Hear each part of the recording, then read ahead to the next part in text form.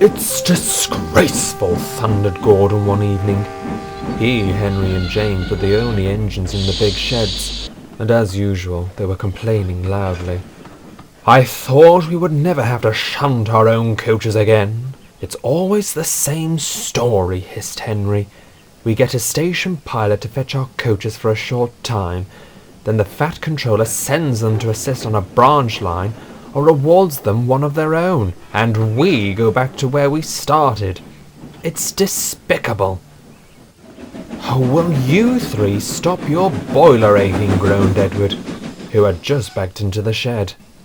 "I could hear you before I came into the yard. You are not above fetching your own coaches." Gordon hissed steam crossly. "I was the prototype for one of, if not the finest Premier Express steam locomotives in the world. I pull coaches, I don't fetch them." Edward just rolled his eyes as he saw no point in arguing the issue, so he went to sleep. Some days later, Edward had been sent to the works for a routine inspection. "Oh, it will be nice to have a break from those three," he chuckled to himself. As he backed into the workshop, Edward could see a small green engine with sloping side tanks in the opposite berth. The engine stirred as Edward came to a stop beside him. "Oh, I'm sorry I woke you," said Edward apologetically. "It's quite all right," replied the engine. "My name's Nigel. What's yours?" "I'm Edward." "I must say I didn't know the Fat Controller had acquired another engine." Nigel smiled.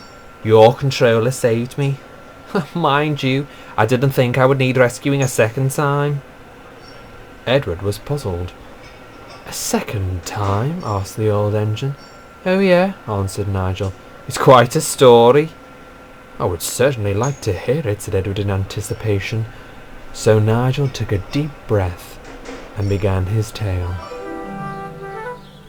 In the last years of mainline steam, Nigel worked on a branch line in the far north of England with a mogul with no name, just a number, but everyone nicknamed him Barry.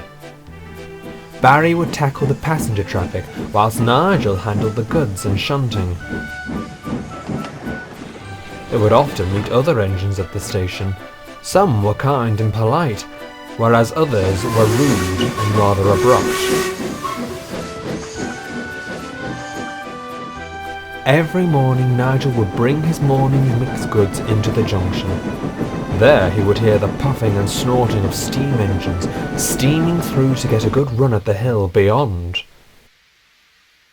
But today, Nigel was greeted with a rather different sound, a loud buzzing sound. Nigel looked up. He saw what he thought was a strange-looking smokeless engine. "What's that?" he asked his driver. "It's a diesel," grumbled the driver. "British Railways think they are far economical than steam traction." "What if these diesel things replace us?" Later, he spoke to Barry about it. "Oh, they'll be the death of us," Barry sighed sadly. "The more of them put into service, the more steam engines they take out of service." Nigel felt a lump in his throat. "We're not long for this world, Nigel." Months passed, and Barry's prediction was becoming reality. More and more diesels made appearances on the line, and many of the steam engines were appearing less and less. One morning, Nigel was shunting some trucks into the station siding when a Class 40 diesel motored in with a passenger train. The diesel eyed Nigel up and chuckled maliciously. "Enjoy it while you can, little one," he smirked. "What do you mean?" asked Nigel, glaring at the diesel. "Your end is near," continued the diesel. "British Railways sees you steam engines as an expensive burden. Many of the engines in the heart of England have already been withdrawn and replaced by diesels like myself. It's only a matter of time before your number is up too. Mark my words. The diesel was shortly interrupted by the guard's whistle, and he sniggered to himself as he pulled out of the station, leaving Nigel feeling deflated, worried, and depressed.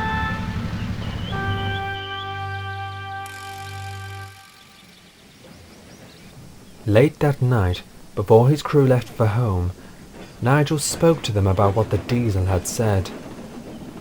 "I'm afraid it's true, old boy," said the driver, shaking his head sadly.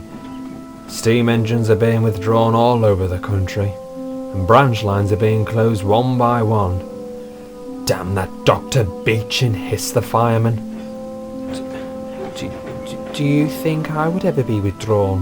asked Nigel fearfully. The driver and fireman didn't answer. All they could say was good night, and the two men walked away.